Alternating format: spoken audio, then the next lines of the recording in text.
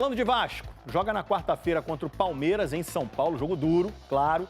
Só que o Vasco tá embalado, hein? Já são 7 jogos sem perder, sob o comando do Fernando Diniz, 4 seguidos no Brasileirão. Vasco agora é o 11º, até ontem estava lá embaixo na tabela. Sábado venceu o vice-líder Cruzeiro, bora ver os gols.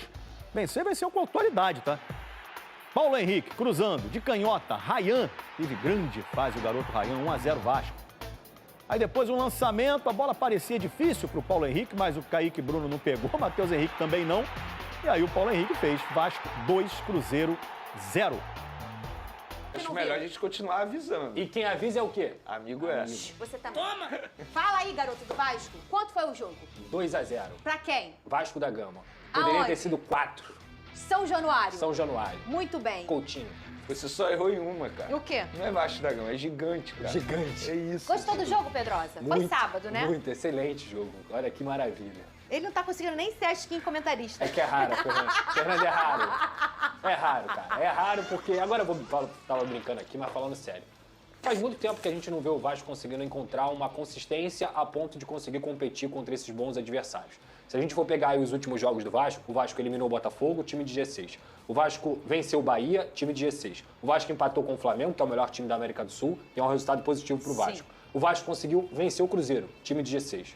Então, o que a gente quer dizer aqui é que o momento mais difícil da temporada pro Vasco da Gama foi justamente o momento em que o Vasco encontrou o seu melhor. É verdade. Nos últimos 9 pontos disputados contra essas equipes que eu disse aqui, além do grande confronto pela Copa do Brasil, o Vasco fez 7. 7 pontos em 9 contra Cruzeiro, Bahia e Flamengo. E agora vai ter o Palmeiras na quarta-feira, que vai ser muito difícil. Muito mais difícil até do que foram os últimos jogos, porque o Palmeiras está pressionado por ter perdido contra o Bahia e porque o Vasco vai sem o Barros. O Barros, para mim, é uma peça central dessa equipe. Então o Vasco perde um jogador que talvez seja tão importante quanto o Felipe Coutinho é para esse time hoje. O Barros, ele é o centro, ele é o cara do equilíbrio desse time. E o Vasco vai enfrentar o Palmeiras, mas pelo menos o que fica de positivo é que mesmo se perder, eu espero que não perca, você já conseguiu construir uma gordura numa sequência dificílima. Então o Vasco agora, como eu falei aqui na semana passada, esquece zona do rebaixamento. Não tem que mais pensar nisso. Agora, com 8 pontos na frente, aí que não tem que pensar mesmo. Tem que olhar para cima. O torcedor vascaíno, ele tem que parar também de ter o receio, que é totalmente normal, mas parar de ter o receio de, toda hora... Esquece isso. É olhar para verdade. cima, olhar como time grande, porque o Vasco é time grande. O Vasco é time grande e tá jogando futebol. O Vasco é o 5º colocado do retorno do Campeonato Brasileiro, sem contar o jogo do Bahia. O Vasco tem o quarto melhor ataque do Campeonato Brasileiro. Passou o Palmeiras, que tá lá na segunda colocação. Então, cara, são muitos elementos, como o Felipe Coutinho craque, como o Paulo Henrique jogando bola demais, Alô Ancelotti, como o Robert Renan e Carlos Cuesta, o Barros, são elementos positivos para o torcedor vascaíno olhar e ter uma perspectiva do seguinte: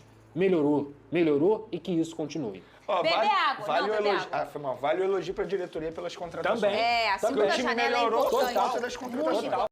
Então é isso aí, rapaziada. O vídeo foi esse. O Vasco que venceu aí o Cruzeiro, né? Por 2-0, com autoridade, como foi dito aí. Poderia ter vencido, né? Por mais gols. Uma ótima partida aí do Vasco. Mais uma ótima partida aí do Vasco, viu, galera? Falei no vídeo passado que sim, o Vasco poderia sim, dava para vencer sim o Cruzeiro. Por que não? O Vasco jogou de igual com o Flamengo, né? Que tem um time melhor hoje do que o Cruzeiro. E o Vasco jogou de igual com o Flamengo. Mereceu até vencer. Teve a oportunidade de vencer o Vasco. E por que não vencer o Cruzeiro? Ainda mais o Vasco jogando em casa, com a apoio da sua torcida. Com a volta aí do garoto aí, Ryan, que marcou mais uma vez aí gol. Então, né, fica aí, ó. O Vasco tá crescendo realmente de produtividade. O time vem jogando bem.